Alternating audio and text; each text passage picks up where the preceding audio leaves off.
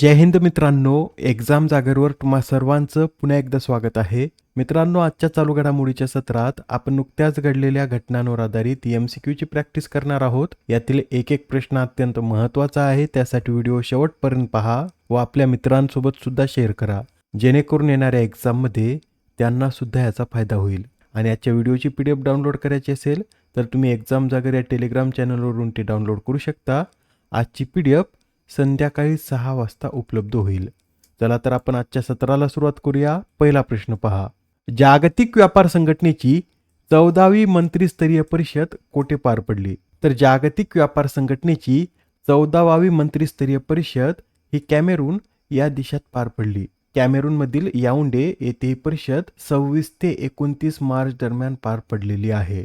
जागतिक व्यापार संघटनेची स्थापना कधी करण्यात आली? तर 1 जानेवारी 1995 रोजी जागतिक व्यापार संघटनेची स्थापना करण्यात आली आणि याचं मुख्यालय स्वित्झर्लंडमधील जिनेव्हा येथे स्थित आहे. Next question. मित्रांनो, 1 एप्रिल पासून जनगणनेच्या पहिल्या टप्प्याची सुरुवात झाली असून आपल्याला या प्रश्नात 2027च्या जनगणनेशी संबंधित विधानाचा अभ्यास करायचा आहे. पहिलं विधान पहा काय म्हणतं. 2027च्या जनगणनेचा संदर्भ दिनांक 1 मार्च 2027 असा ठरविण्यात आला आहे. विधान बरोबर आहे. 2027च्या या जनगणनेचा संदर्भ दिनांक हा 1 मार्च 2027 असा ठरविण्यात आला आहे. दुसरं विधान पहा. यंदाची जनगणना 2 टप्प्यात घेण्यात येईल. पहिल्या टप्प्यात घरांची यादी आणि घरगणना, तर दुसऱ्या टप्प्यात लोकसंख्येची गणना केली जाईल. हे सुद्धा विधान बरोबर आहे. शेवटचं विधान पहा काय म्हणतं. स्वातंत्र्यानंतरची ही 8वी जनगणना असून याचे ब्रँड अँबॅसिडर सुदर्शन पटनायक हे आहेत. मित्रांनो, अलीकडेच आपण पाहिलं होतं की यंदाच्या जनगणनेसाठी ब्रँड अँबॅसिडर म्हणून सुदर्शन पटनायक यांची नियुक्ती करण्यात आली आणि ही स्वातंत्र्यानंतरची 8वी जनगणना असल्यामुळे शेवटचं सुद्धा विधान बरोबर आहे. व या प्रश्नाचं योग्य उत्तर काय असेल? तर पर्याय क्रमांक 4 हे या प्रश्नाचं योग्य उत्तर आहे. यंदाच्या जनगणनेशी संबंधित काही महत्त्वपूर्ण माहिती नोट करून घ्या.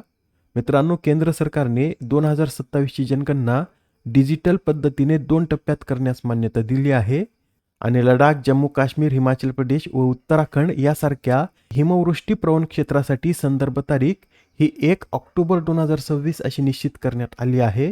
तर उर्वरित भारतासाठी 1 मार्च 2027 हा संदर्भ दिनांक निश्चित करण्यात आला आहे. बरं, भारताची पहिली जनगणना कधी करण्यात आली होती? तर 1872 मध्ये गव्हर्नर जनरल लॉर्ड मेयो यांच्या कार्यकाळात पहिली जनगणना झाली होती व स्वातंत्र्यानंतरची पहिली जनगणना 1951 मध्ये पार पडली. 1872 पासूनची ही एकूण 16वी तर स्वातंत्र्यानंतरची 8वी जनगणना आहे. आणि मित्रांनो, जनगणना ही गृह मंत्रालयाच्या अंतर्गत येणाऱ्या रजिस्ट्रार जनरल आणि जनगणना आयुक्त कार्यालयाकडून केली जाते. पुढील प्रश्न. माहिती आणि प्रसारण मंत्रालयाचे नवे सचिव म्हणून कोणाची नियुक्ती करण्यात आली? तर आता माहिती प्रसारण मंत्रालयाचे नवे सचिव हे चंचल कुमार बनले आहेत. चंचल कुमार हे बिहार केडरचे 1992च्या तुकडीचे अधिकारी आहेत. मित्रांनो, चंचल कुमार यांच्या आधी या पदावर संजय जाजू हे कार्यरत होते, पण आता त्यांची ईशान्य क्षेत्र विकास मंत्रालयात सचिव म्हणून नियुक्ती करण्यात आली. तर भुवनेश कुमार हे आता पर्यटन सचिव बनलेत. श्रीवत्स कृष्णा हे अल्पसंख्याक व्यवहार सचिव बनलेत. तर रोहित कंसल यांची ग्रामीण विकास या विभागात सचिवपदी नियुक्ती करण्यात आली. अजून एक नियुक्ती पहा. मुंबई महापालिकेच्या आयुक्तपदी नियुक्त होणाऱ्या पहिल्या महिला कोण बनल्या आहेत? या प्रश्नाचं उत्तर आहे पर्याय क्रमांक 2 म्हणजेच अश्विनी भिडे या आता मुंबई महापालिकेच्या आयुक्तपदी नियुक्त होणाऱ्या पहिल्या महिला ठरल्या आहेत. मित्रांनो, याआधी मुंबईचे आयुक्त हे भूषण गगराणी होते व त्यांच्याकडून अश्विनी भिडे यांनी हा पदभार स्वीकारला आहे व मुंबई महापालिकेच्या इतिहासात आयुक्तपद भूषवणाऱ्या त्या पहिल्याच महिला अधिकारी आहेत. यापूर्वी अश्विनी भिडे या अतिरिक्त आयुक्त व मुख्यमंत्री कार्यालयात अतिरिक्त मुख्य सचिव म्हणून कार्यरत होत्या. तसेच त्यांनी मुंबई मेट्रो रेल कॉर्पोरेशनमध्ये व्यवस्थापकीय संचालक म्हणून देखील कार्य केलं होतं व त्यांना मेट्रो वुमन या नावानं देखील ओळखलं जातं. मित्रांनो, अश्विनी भिडे यांच्याबरोबर या महिलांची नावे सुद्धा लक्षात ठेवा. श्रीनगर मध्यवर्ती कारागृहाच्या पहिल्या काश्मीरी महिला अधीक्षक या सभा शॉल बनल्यात. भारतातील एका कार्यात्मक अणुऊर्जा प्रकल्पाचे प्रमुख म्हणून काम करणाऱ्या पहिल्या महिला आर्यम नाचमई. नेपाळच्या पहिल्या तृतीयपंथी महिला खासदार भूमिका श्रेष्ठ. विमानतळ प्राधिकरण मंडळाच्या पहिल्या महिला सदस्य निवेदिता दुबे, मणिपूरच्या पहिल्या महिला उपमुख्यमंत्री नेमच्या केपगेन, तर केरळच्या पहिल्या अंध महिला न्यायाधीश या थान्या नातन बनल्या आहेत. आता हा प्रश्न पहा काय म्हणतो, मुख्यमंत्री कार्यालयातील अतिरिक्त मुख्य सचिव म्हणून कोणाची नियुक्ती करण्यात आली? तर मित्रांनो, महाराष्ट्राच्या मुख्यमंत्री कार्यालयातील अतिरिक्त मुख्य सचिव म्हणून लोकेश चंद्रा यांची नियुक्ती करण्यात आली. आताच आपण पाहिलं की अश्विनी भिडे यांची आता मुंबई महापालिकेच्या आयुक्तपदी नियुक्ती करण्यात आली व त्यानंतर हे पद रिक्त झालं व आता या पदावर लोकेश चंद्रा यांची नियुक्ती करण्यात आली आहे. पुढील प्रश्न, नवीन आयकर कायदा 2025 हा कधीपासून लागू झाला?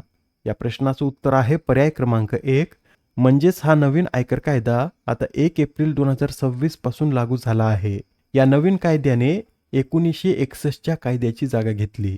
मित्रांनो, हा नवीन आयकर कायदा लागू करण्याचा उद्देश कर प्रणाली सोपी आणि पारदर्शक करणे हा आहे व या नवीन कायद्यानुसार आर्थिक वर्ष आणि निर्धारण वर्ष ही दुहेरी पद्धत रद्द करण्यात आली असून 1 एप्रिल पासून केवळ कर वर्षाचाच वापर केला जाईल. याचा अर्थ ज्या वर्षी उत्पन्न मिळवले जाईल तेच वर्ष कर आकारणीसाठी विचारात घेतले जाणार आहे व कर न भरणाऱ्यांसाठी स्वतंत्र अर्जाची आवश्यकता आता काढून टाकण्यात आली आहे. नेक्स्ट क्वेश्चन, दिल्ली आंतरराष्ट्रीय चित्रपट महोत्सव 2026 मध्ये जीवन गौरव पुरस्काराने कोणाला सन्मानित करण्यात आले? तर पहिल्या दिल्ली आंतरराष्ट्रीय चित्रपट महोत्सवात नंदामुरी बालकृष्ण यांना जीवन गौरव पुरस्काराने सन्मानित करण्यात आला आहे. नंदामुरी बालकृष्ण हे तेलुगू चित्रपटसृष्टीतील ज्येष्ठ अभिनेते असून त्यांच्या 50 वर्षाच्या गौरवशाली कामगिरीबद्दल त्यांना दिल्ली आंतरराष्ट्रीय चित्रपट महोत्सवात जीवन गौरव पुरस्काराने सन्मानित करण्यात आलं. हा दिल्ली आंतरराष्ट्रीय चित्रपट महोत्सव 25 ते 31 मार्च दरम्यान दिल्लीतील भारत मंडपम येथे पार पडला. नेक्स्ट क्वेश्चन, चंद्रिका प्रसाद संतोखी यांचे नुकतेच वयाच्या 67व्या वर्षी निधन झाले, तर ते कोणत्या देशाचे माजी राष्ट्रपती होते? तर मित्रांनो, चंद्रिका प्रसाद संतोखी हे सुरिनाम या देशाचे माजी राष्ट्रपती होते व आता त्यांचं वयाच्या 67व्या वर्षी निधन झालं. त्यांनी सुरिनामचे राष्ट्रपती म्हणून 2020 ते 2025 पर्यंत कार्य केलं होतं. नेक्स्ट क्वेश्चन, कोणते राज्य हे सर्वाधिक आंतरराष्ट्रीय विमानतळ असलेले राज्य आहे? तर मित्रांनो, उत्तर प्रदेश हे आता सर्वाधिक आंतरराष्ट्रीय विमानतळ असलेलं राज्य आहे.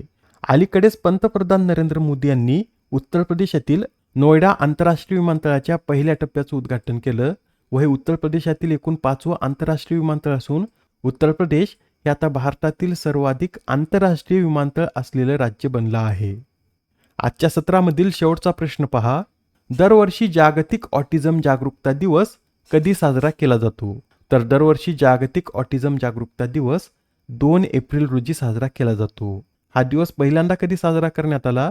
तर 2008 मध्ये हा दिवस पहिल्यांदा साजरा करण्यात आला होता व यंदाची या दिनाची theme autism and humanity every life has value ही आहे.